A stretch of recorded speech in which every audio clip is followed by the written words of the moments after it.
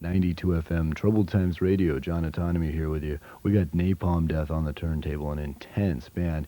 You know, as a matter of fact, did anybody see the MTV tonight with Adam Curry? He was doing the Headbangers Ball, and he said, oh, what was it? Yeah, Zodiac Mind Warp, he says. Yeah, the Zodiac Mind Warp new video's coming out, and boy, is it intense, man. Oh, excuse me while I laugh. Oh my God! What? Zodiac Mind Warp Intense? Adam Curry. Dude, you better check out some Napalm Death, bro. Troubled Times, of course. Absolutely intense. Napalm Death from Birmingham, England. Amazing band. And right here on the line with me, direct from Birmingham, England, is Mick from the band. Mick, say hello. Hello, California. That's right. All right. Yes, this is Mick from Napalm Death, England, Birmingham, and the time now is 1:30, and I'm on actually Troubled Times Radio with John Atomy, and thanks a lot, John, for inviting me to. Yeah, great. Well, I'm say hello and maybe get things across. Yeah, great you could make it. That was multinational corporations. Could you tell us a little bit about the song? Right then, well, Multinational Corporations was the intro, and the song you actually played was Instinct of Survival, right. Which was written, I think, about 1982. That was by Nick, who, you know, has sung on the A side of the LP. That come from, 1982 from Nick. Roughly, that's just about multinationals in general, all over the world, robbing the rich, robbing the poor to feed their pockets. You know, such companies for me and I, McDonald's, Union Carbide, etc., etc. Just robbing the poor to feed the rich. It's basically about it. It's all I can really say about it, anyway. Yeah, I really like that song. Right. So, Mick, can you tell us about the band? What's the current lineup at the moment? Right then, current lineup at the moment, as you know, we did go through some sticky problems last year after Nick and Justin left in November '86. I managed to keep the band together. I found a new bass player, which was Jim, who played on side 2 of Scum. After we did record the B-side of Side Scum, we did a quick European tour, 6 dates with Ripcord from England, over in Europe, and Jim left after that tour, basically just disagreements with me and him. I still don't know what the disagreements really were, but he did have disagreements with me, and he just said it was best that he left the band. Oh. Well, we had Shane from Unseen Terror, who is drumming for Unseen Terror now, and was drumming for Unseen Terror then. He's playing bass for us now, so it's still Bill on guitar, me, Mick, drums, Lee on vocals, and Shane on bass. Oh, great. And if you could, what are the ages of the band? Right then, so there's me 20, I was 20 last October, there's Lee 21, Bill's 18, Bill's the youngest, and there's Shane who's 20 as well, so yeah, we're all roughly like around the same age groups, just like Bill's being the youngest of us. Now, where did you guys play your first show? Do you remember it? God, well, I joined Napalm Death, so not November, get it right, February 86 I joined. Yeah, February 86, and like I had 2 weeks to learn like 12 songs which are on the A side of the LP plus a couple of oldies, you know. We had 12 songs for me to learn, like roughly we got it together, and the first show was like with Amoebix from Bristol, England.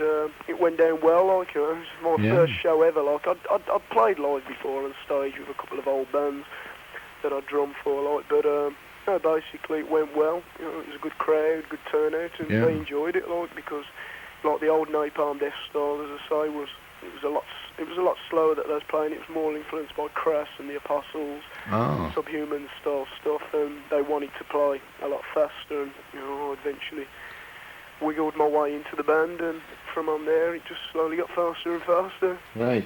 Now, for those people that haven't seen or forgot, on the cover of the Napalm Death album, now this is of course on Earache Records out of Nottingham, England. There is a little sticker, and it says debut album by the undisputed world's fastest band. 20, 28 songs of intense, manic, and savagely, remember that word, savagely, brutal, hardcore thrash. Yeah. Now, that's quite a sticker. Yeah, well, that had absolutely nothing to do with Napalm Death. Everyone that's listening, that had nothing to do with us. Okay, it's a fun sticker, and it was something Dig wanted to do, but that had absolutely nothing to do with us, and we're not having another sticker, you know what I mean? Every like release that you'll see has got a sticker advertising it, like sort of thing, and you know, we're not really happy about it, because, you know what I mean, we're not really for, you know, advertising our products, and that's what he's really doing to sell it. Yeah. You know what I mean? But that's one of Dig's little things, and it definitely won't occur again on the second LP, no. Because I must say that, you know, a lot of people hear Napalm Death and say, you know, ouch, that's pretty noisy, man, you know, that's pretty loud and, you know, mosh. You guys, I mean, are you the first band to, like, be so fast and noisy? Oh, no. We're influenced by so many American bands that have especially influenced me to go fast. Like I said, you know, when I was listening to all the early Boston bands, you know, Negative Effects, Impact Unit, Siege, like Deep Wound. Siege and Deep Wound were my biggest influence to play drums fast. You know, when I first heard Deep Wound, I thought, bloody hell. You know what I mean? Christ, how does he play so fast? You know what I mean? That was fast, and I wasn't playing drums at the time, and the only thing I wanted to do was get myself a drum kit and you know, to play bloody fast, not to be the fastest, you know what I mean? I don't want to label myself as the fastest drummer, because I'm certainly not. There's certainly faster drummers out there. You know, I've got bands on tape that I listen to that influence me that are faster, you know what I mean? Whether they play fast correctly, you know, without cheating, I don't know, but there are faster bands out there for sure, but no, it's American bands have influenced me to play fast, as I say, from the early Boston days, but then bands like Repulsion was the biggest influence for me. Oh. That was the first band that I heard to, you know, go so fast, you know what I mean? That was like mega fast, and then there's Terrorizer from Los Angeles, they're the new band who, you know, a real big influence again for Napalm Death. But no, definitely not the fastest. There are, I don't know, there's equal bands, but I reckon there are faster bands out there. I've got tapes and they sound just as fast, and some, you know, maybe even faster, you know what I mean? Now, let's talk about drumming for a second. A lot of times, you know, people say, yeah, he's a fast drummer, but he, you know, he cheats a little. Can you let us in on what does that actually mean when you cheat? Yeah, well, that's it. Yeah, well, a lot of people, you know, I have mail about that, as I say, about cheating. There's a couple of ways to draw. I suppose it'd help people if they're a drummer themselves, they'd know. Yeah. God, how could I say it in little drum talk? You can use, or I use, as I say, just, you know, if you can put it, I use my snare drum, the cymbal, and the bass drum. So you've got, if you can imagine the bass drum and the snare drum is and I play that way, but fast. So, well, if you get but fast.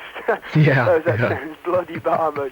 Then some drummers, like, so when I go fast, you know, but the snare drum and the bass drum are going alternate. You know, they are you know, like you got the bass going and the snare going, but they are alternate. So you know, it's not all together cymbal, snare drum, and bass drum. But you've got some drummers, like you've got the Larm drummer. Now Larm are a fast band, but the drummer cheats. He's playing fast on his hi-hats and his drums, so he's going on his hi-hats and snare. But for his bass drum's only going bum, bum. So bum, bum. So his bass drum isn't going as well. And some bands also, Terrorizer, Repulsion, as I say, you know, I'm influenced by them because of the speed like they play at, but they do cheat. They use two bass drums, so the two bass drums are going and well, when everything's together, snare drum, cymbal, and the two bass drums together, it sounds like you know, really fast. Yeah. Someone who's listening might understand what I'm on about anyway. I don't know if you somebody might understand any of that, but it does make sense if you are a drummer yourself. You know, you would understand what I'm on about. Yeah, right, okay. Now, you're also the drummer in a band called Extreme Noise Terror. Yeah, I've been drumming for Extreme Noise for a year now, yeah. Oh, how's that going? Okay. That's excellent, no problems. Yeah. So I joined Extreme Noise. I didn't play on their LP, the split LP, Ear Slaughter with Chaos UK. That's been released in America soon. I think Pushead's on his way for doing that. But no, I didn't play on that. I joined after that. When did I join? February '87. I joined again. The same thing. Their drummer left the band. Oh. He just had enough with thrash, hardcore. He just wasn't interested anymore. So Yeah. me being good friends with Extreme Noise, they just sent me a letter and they just said, "Please, Mick, can you come and play for us?" Because at the time, Napalm Death were going through rough patches. Then, like, there was no guitarist. It was just like me and a bass player. Yeah. But we sorted everything out between the two bands, and it's been going fine. At the moment, we're working on a new 10 tracks for a new 12-inch that will release in, I think, July or August. We're recording in May the 15th. Yeah. We record 10 new tracks, but everything's going fine at the moment. We did a BBC John Peel session, November. We did 7 songs on that. That turned out great, and everything's going fine at the moment. It's a long way for me to travel, like, for practices, you know. I have to travel like 200 miles, but Yeah. that's no problem. It's no hassles. Okay, well, listen, why don't we get a taste of the band Extreme Noise Terror, a cut entitled, in fact, I don't even think we can say it, it's Bull Propaganda, okay? There was a little... Yeah, no problem. Yeah, can you fill in the missing piece there? Pardon? Can you fill in the missing piece, Mick? Yeah, but you want me to say it or what? All right, let's get into it. Here it is. Extreme Noise Terror on 92 FM. Amazing stuff there. Extreme Noise Terror.